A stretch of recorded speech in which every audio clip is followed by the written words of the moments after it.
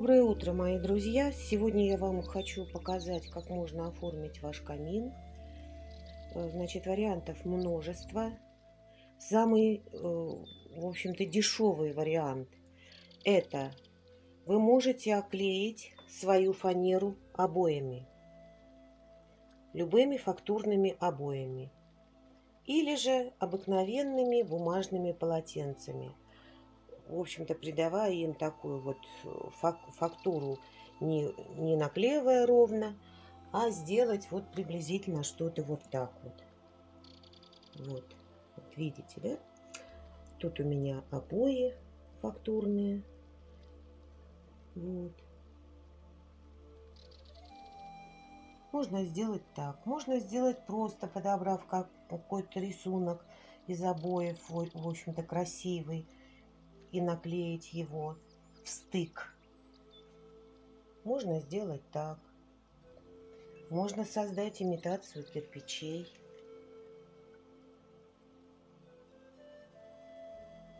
Эти кирпичики я отливала из старой формы. У меня были такие вот панельки, это самое, с ПВХ для внутренней отделки. Вот я в них делала заливочку из гипса. Вот так можно сделать. Можно сделать вот такие вот кирпичики. Вот. Это у меня собаки ободрали, в общем-то, угол двери, когда еще были щенятками. Вот. Я вот такой сделала низ. Выкрасила в белый цвет их. Вернее, сначала в кремовый, потом сверху прошлась белой краской. То есть это обои, а сверху пройдены белой краской. На эти ваши обои вы можете сделать из своих молдов потом какие-то детали. Это могут быть уголки, это могут быть там любые узоры, все, что вы захотите выложить сверху на вот эти вот свои обои, или там вот эти вот сжатые бумажные полотенца, салфетки. Но я все-таки считаю, что обрамление очага, нужно все-таки что-то, в общем-то, придумывать, чтобы как-то это оформить. Ну и точно так же верх. У меня это полиуретановые молды. Вот, тогда я делала совершенно не соблюдая, что называется, правила углов. Ну, не умела, не знала. И еще, вот по краям точно так же у меня молды. Почему? Во-первых, это очень удобно. В том плане, что если вдруг вы когда-то захотите свой камин либо разобрать, либо перенести. Этот камин был перенесен. Он раньше был в другом месте. И очень легко. Вот, видите, тут вот лопнуло, это надо мне зашпаклевать. Просто аккуратно были сняты вот эти молды. А там у нас саморезы. Саморезы, на которые крепилось вот это вот полотно. То есть, значит, вы можете спокойно снять этот молд аккуратненько, выкрутить эти саморезы и снять свое полотно. И перенести его в то место, куда вам надо. Вот мое полотно было вот в другом углу. Вот эта перегородка ставилась потом. Нам понадобилась еще одна комната для лежачего больного. Так уж случилось. Вот. И поэтому, в общем-то, мы потом уже приносили камин. И он очень легко перенесся. Не отвалился ни единый камушек. Ни единый. Это спустя уже было 12 лет после создания этого камина. Можете себе представить. Ну, а потом вы его, в общем-то, красите. Далее. Еще, если вы выкладываете плитку, значит, формы плитки есть у Эдуарда уже готовые. Вы сначала рассчитываете, сколько вам нужно плиточек на вот это ваше полотно. Дело в том, что, в общем-то, резать здесь эту плитку нежелательно. Пусть она у вас будет цельная, пусть у вас лучше будет больше зазор, и вы потом сможете его либо зашпаклевать, либо наложить отдельный молд. Нету молдов, можно выйти из положения. Вот это у меня полиуретановый молд. Вот, он высокий. Это у меня кусочек остался. Можно элементарно обыкновенную рейку или наличник. Они тоже бывают разной ширины и разной толщины. С любого молда можно сделать какую-то форму, какой-то рисунок и приклеить сюда, на вот эту вот реечку. Потом, что еще можно сделать? Можно сделать имитацию камня. Значит, элементарно, папье-маше. Это папье-маше, значит, у меня очень легкий рецепт, быстро сохнет и ничуть не хуже, чем, в общем-то, со всеми добавками. Это яичные лотки и клей ПВА. Все. Если вы хотите, чтобы у вас камни были более грубые, значит, в блендере измельчать не надо. Если вам нужна бумажная масса, значит, измельчаете в блендере. Эту массу точно так же можно, смазав форму, заложить в форму. Ну, единственное, оно у вас, конечно, будет дольше сохнуть, нежели ваша, в общем-то, полимерная глина, если она у вас имеется. Потом, что еще можно? Еще, значит, когда вы рассчитываете, сколько вам надо плиточек, делайте учет на зазоры. Потому что камень, как бы там ни был, он все равно очень близко вплотную не ляжет. Не ляжет. Начинайте выкладку снизу.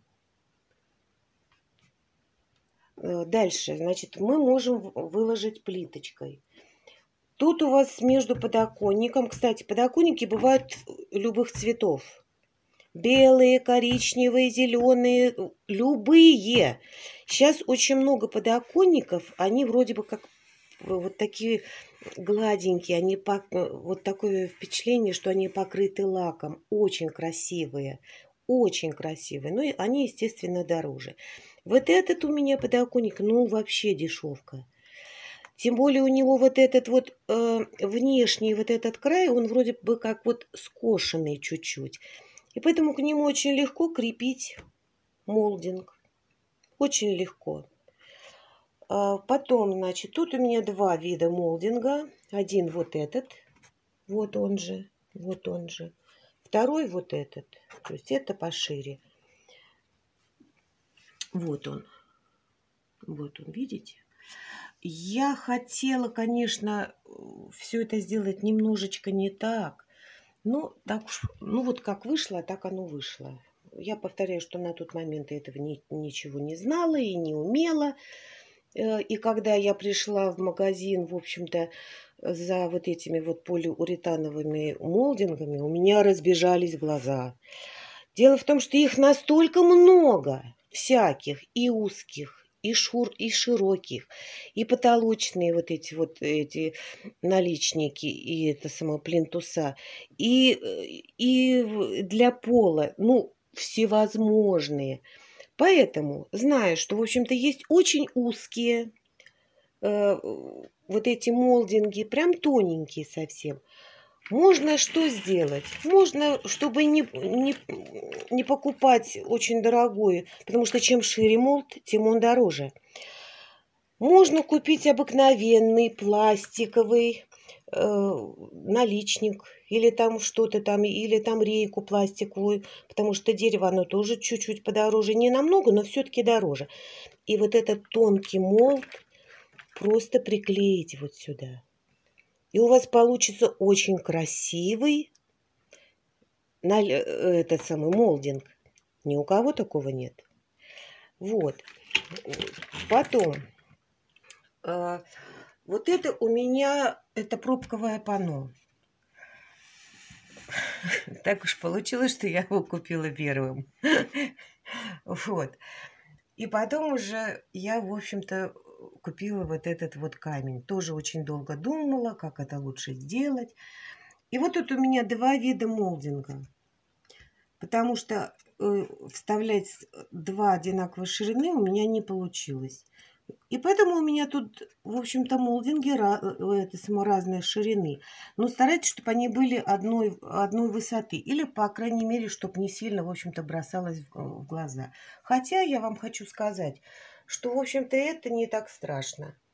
Вот, потому что у них, в общем-то, все равно на миллиметра 2-3 они, в общем-то, разные. Вот это вот пробковое панно. Высота у него 27, ширина 23. Это я все просто рассчитала, сколько мне надо этих панно. Это я уже выкрашивала сама. Они были такого вот коричневого цвета. Я их красила обычной потолочной эмалью. И сверху, значит, вот разукрашивала вот таким вот золотом. Золото в несколько слоев. Это сейчас я уже знаю, что чтобы скорее, в общем-то, добиться какого-то цвета, надо... Вот если мне нужно золотой, я должна, в общем-то, выкрасить этот самый базовый слой, чтобы он был желтый, а потом уже золотом сверху. А тогда я не помню, сколько слоев, наверное, 10. Вот. Ну, вот такие вот панно. Но поскольку у меня сверху были трубы, то вот там у меня вот такой вот полукруг, потому что там по бокам выходили трубы, и, в общем, это была целая история. Вот здесь раньше стоял камин. И поэтому наверху, видите, там сколько труб. Поэтому я вела свой камин не до конца. Точно так же проходила труба отопления. Но это был единственный угол, куда можно было тогда поставить камин. И точно так же внизу. Вот у меня тоже тут, в общем-то, была труба. Вот спустя столько лет я нашла вот эти вот огрызочки. Вот. Я это тогда вырезала. И теперь их надо будет просто, в общем-то, склеить и покрасить. Теперь я вам расскажу. Вот еще что. Сюда можно сделать зеркало. Можно сделать зеркало, не выкладывая вот эту вот плитку, но чтобы закрыть саморезы, все-таки нужно сюда что-то. Либо рейка, либо все-таки этот самый, молдинг. Еще очень важно. Дело в том, что вот эти вещи, чтобы не было видно саморезов, можно, в общем-то, приклеить. И потом уже шпаклевать. Ну, шпаклевка обычно, это я использую, это полимерная финишная шпаклевка. У меня фирма Knauf с добавлением с этим самым, с ПВА. То есть у меня есть и сухая шпаклевка, и уже готовая. Дальше, значит, сюда можно сделать зеркало. Сюда можно сделать картину. И сделать какую-то рамку, вот как вы хотите. То есть рамку можно сделать вот такую. Вот вы видите, вот как у меня обрамление. Вот это молдинг. Вот молдинг. Вот. Есть вот такие вставочки между вот этими вот молдингами. Вот тут вы опять видите такой же уголок. Можно делать вот так, ребят. Вот. Есть вот такие углы. Вот. Всякими кусочками, всякими. То есть угол туда-сюда, и у вас будет вот такая вот штука. Туда не смотрите, там я начала это самое, в общем-то, прикидывать, что я буду делать дальше. Вот. Тут у меня была консоль белая. Я сейчас это сняла. Тут я хочу делать панно. Вот. Или сюда можно сделать панно из формы Юрия. Уже готовые панно. Можно сделать два панно, которые, в общем-то, будут сочетаться между собой. Или вот я опять вернусь к зеркалу. Очень красиво на вот таких вещах смотрится зеркало. Обрамление можно сделать лепнину. лепнину, как вот делала я.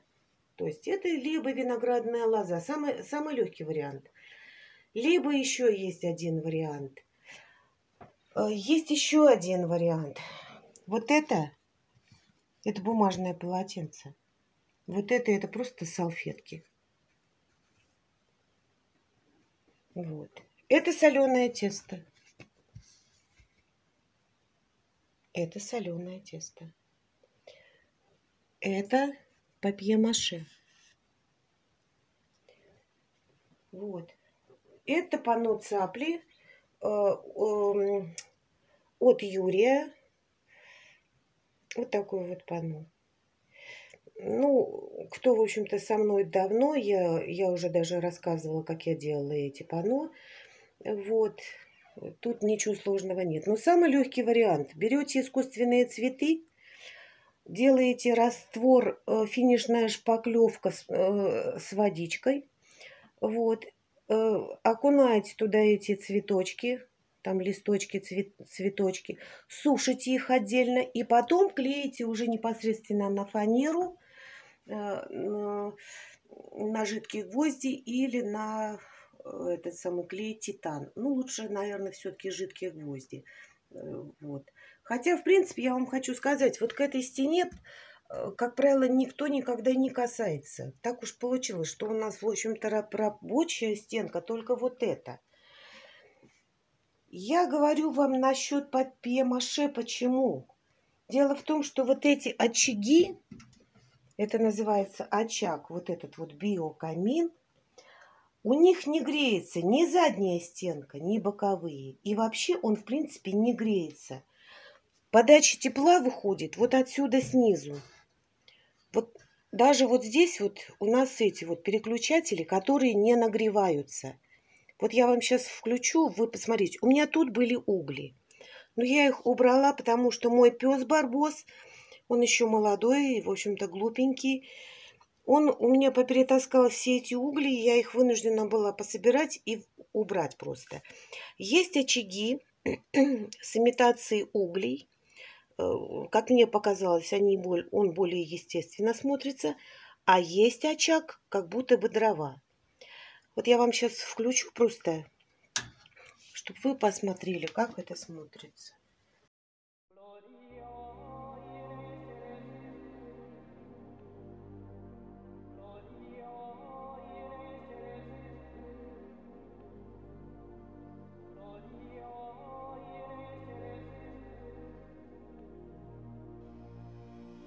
Когда здесь лежат камушки, вот тут вот камушки лежат, это он у меня сейчас работает без обогрева. Тут вот лежат вот угольки, то это очень красиво, они вроде как вот переливаются, и действительно получается как вот живой огонь. Вот. Сейчас я выключу свет, вы просто посмотрите, как это смотрится. Смотрится очень красиво, очень уютно. Вот. Так что ничего сложного нет, глаза страшат, а руки делают. Я вам поставлю в описании, значит, еще раз эти контакты Эдуарда, если вы захотите, там, в общем-то, форма плитки. И поставлю контакты Юрия. Юра в основном делает уже готовые панно, что, в общем-то, очень тоже удобно и интересно. Вам не особенно нужно будет, в общем-то, придумывать эту композицию. Она уже у вас будет готовая. Но, пожалуйста, клейте это панно сразу на клей для гипса. Вот. Окрашивать можно вот в такой цвет, как я, в общем-то, сделала. Это считается классика. Можно окрасить под дерево. Под дерево. Значит, в зависимости от того, какой цвет вы хотите, вы в обычную белую эмаль или уже берете готовую краску. Значит, для того, чтобы у вас был цвет вот такой вот, знаете, такой вот очень, очень красивый цвет, что-то такое типа красного дерева или темнее красного дерева. Нужно сделать так, чтобы ваша краска была приблизительно такого вот светло-бордово-коричневого цвета. И когда вы сверху будете накладывать лак, а я использую лак Тик, у вас получится настоящее красное дерево.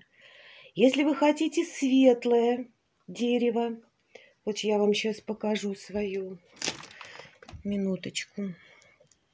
Сейчас включу свет. Вот такого цвета. Вот видите, да?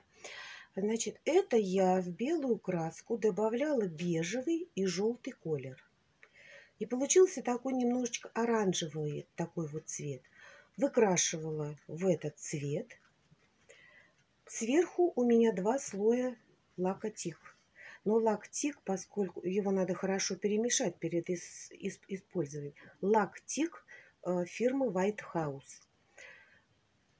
Обязательно нужно красить только в одно направление, чтобы, в общем-то, у вас была такая вот имитация дерева. Вот. Точно так же я вот красила вот эту свою полку. Вот. Ну, это гипс. Кто, в общем-то, знает, это я делала полку. Это гипсовая полочка. То есть, в общем-то, основы низ, верх, это, естественно, дерево. Остальное гипс. Вот, это тоже гипс. Можно сделать лак Тик самим. В бесцветный лак накладываете, то есть, вернее, капаете несколько капель, значит, коричневого колера. Ну, например, так. Значит, это у нас 2 капли светло-коричневого колера, ну, можно бежевого, и 1 каплю колер, чтобы он у вас был, ну, такой вот красный. Это может быть фуксия, может быть вишня.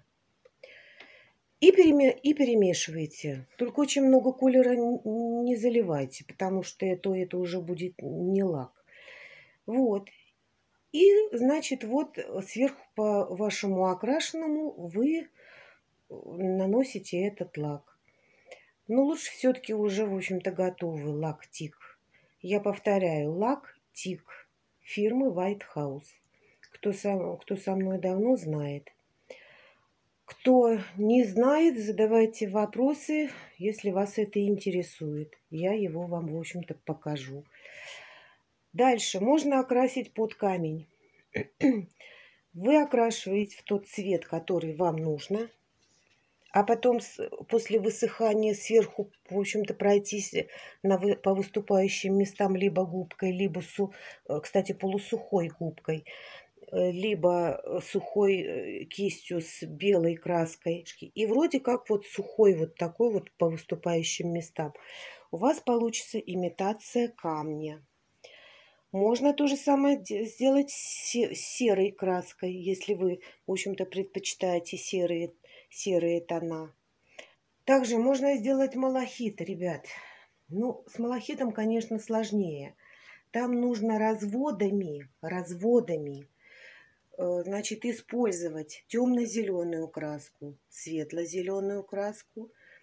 В общем-то, можно добавлять такой вот чуть-чуть изумрудный цвет и белую краску. То есть белая краска у вас в основном, она должна быть, ну, там, в принципе, надо будет просто рисовать вот эти, ну, такие вот типа этих самых прожилочек. Вот. Очень красиво сочетается коричневый цвет с зеленым. То есть, если у вас коричневые обои, зеленый камин, вот этот вот, это, ну, под малахит, это будет очень красиво смотреться. Ну, там уже, естественно, там надо будет, там уже на ваше усмотрение. Либо он весь у вас зеленый, и вот такие вот можно вставки, или вот такие вот вставки делать. То есть, ну, в смысле золотом где-то. Вот, кто-то не любит это, кто-то любит. Хотите, чтобы у вас был матовый вот этот вот камин, все делайте точно так же, только финишный, заключительный слой делайте матовым лаком. Обязательно после всех покрасок надо обязательно, чтобы у вас, в общем-то, сверху был глянцевый лак. Или сразу матовый или полуматовый. Обязательно краска сверху закрепляется лаком. Обязательно. Так что не волнуйтесь, что у вас там что-то там будет нагреваться, греться. Это биокамины, у которых тепло идет вот отсюда. То есть вот эти все места и задняя стенка, они у вас не горячие и не греются совсем. Ну, я надеюсь, что я ничего не забыла. Ну, как, в общем-то, правило, я все это вспоминаю уже потом. Вот.